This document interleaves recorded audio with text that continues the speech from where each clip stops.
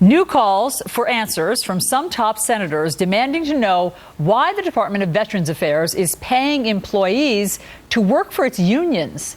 More than 250 workers being paid full-time not to clear a backlog of claims from our veterans, but to do work for the VA unions on the taxpayers' dime. It's been a week since those senators challenged the Secretary of Veteran Affairs, Eric Shinseki, for an explanation, and still they have not gotten an answer. Pete Hegseth, CEO of Concerned Veterans for America, joins me now. Pete, can you explain this? Why is this incredible list of people who are supposed to be helping to clear the backlogged claims for veterans doing union work?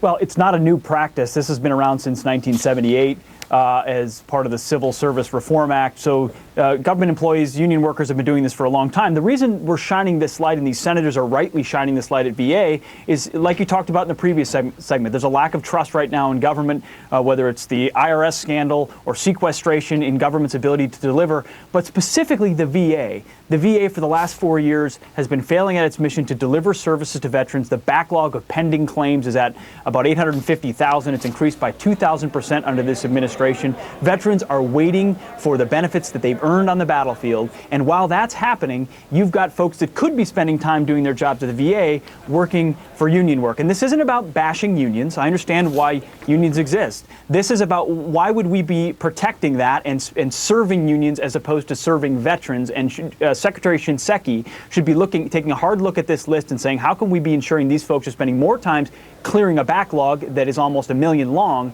rather than serving the interests of the workers that should be serving veterans? Let me just give our listeners and viewers a list of the types of employees who are now doing union work instead of serving our veterans. They are nurses, pharmacists, psychologists, addiction specialists, social workers, health technicians, medical support assistants, therapists, dental lab technicians, police officers, and security guards. So since that number, 850,000 that you just quoted, is so disgraceful, couldn't these people's time be better spent actually helping veterans?